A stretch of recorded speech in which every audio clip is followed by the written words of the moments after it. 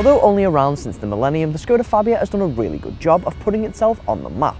It's managed to create its own identity of practicality and affordability, distinguishing itself from its Volkswagen Group rivals like the VW Polo and Seat Ibiza. Launching shortly after the third generation supermini, the new Fabia estate gains new styling tweaks, engines and technology.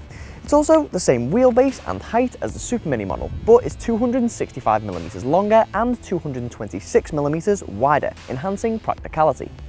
As it offers relatively small dimensions, it arguably challenges everything from the Nissan Note to the Seat Ibiza ST, attracting anyone who's after a small car that really opens up on the inside. Firstly, let's take a look at its boot, where Skoda's Simply Clever motto is perfectly exhibited. There's underfloor storage, small hooks to hold rucksacks or shopping in place, and even nets to hold small objects in place.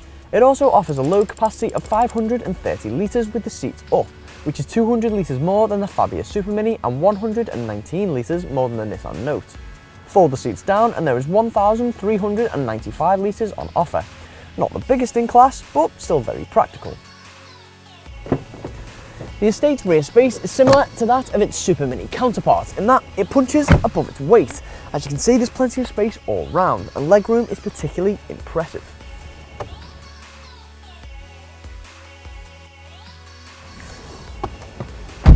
The VW feel flows throughout the cabin as the design is very no-nonsense and clean-cut. Build quality is also very impressive, but the VW Polo still has the edge. The Fabia is the first Skoda to get the new mirror-link system, which is available from the second trim up. This essentially duplicates your smartphone display on the touchscreen, facilitating apps like GPS, music streaming and weather reports. This does take a lot of getting used to, and unfortunately there's no sole sat-nav option, so if you don't own a smartphone, you're going to find it pretty hard to get along on the entertainment front. Standard kit on every model is very impressive though, as you get DAB digital radio, Bluetooth, electric front windows and start-stop technology. As with most Skodas, practicality up front is excellent, with a variety of different storage compartments. There's a holder for your phone, which doubles up as a cup holder. There's a sunglasses holder in the roof, large door bins, and even two small storage compartments under each of the front seats.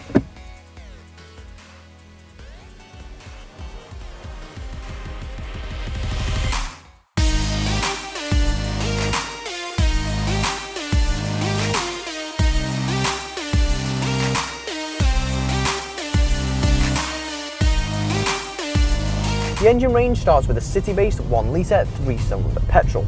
This comes with either 59 brake horsepower or 74 brake horsepower. I say city-based because you will definitely feel the lack of power anywhere outside the concrete jungle. Above that is a much more energised 1.2-litre turbocharged petrol. This comes with either 89 or 108 brake horsepower. This is great for a mixture of city, urban and motorway driving. Speaking of motorway driving, the sole diesel option is a 1.4-litre 3-cylinder unit with either 89 or 104 brake horsepower. We are driving the lower powered 89 brake horsepower version, mated to a 5-speed manual, although a DSG automatic is also available. This emits just 89 grams per kilometre of CO2, making it the most efficient Fabia estate, and also claims to return an average of 83.1 miles per gallon, but we've been getting low 70s. The 1.4 diesel is incredibly noisy though, with the emission of the 4th cylinder definitely noticeable. Power is pretty decent though, with enough pull low down for swift overtaking. Still, it takes 11.3 seconds to reach 62 miles per hour. The best all-round engine though is definitely the 1.2-litre turbocharged petrol. We recommend going for the lower powered 89 brake horsepower version, because it gives you all the power you're ever really going to need. When it comes to ride and handling, the Fabia estate is no Ford Fiesta, but for those after a small practical car aren't really going to be that fussed. What you do get though is a soft suspension and light, accurate steering, which does what it's told.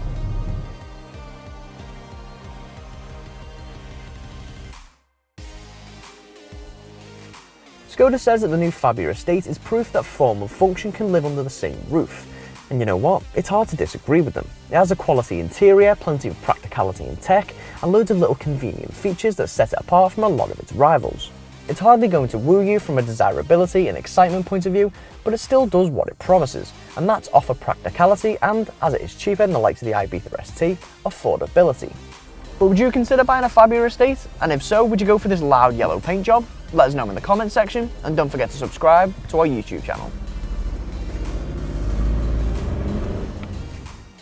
For more related reviews, click one of the links on screen now.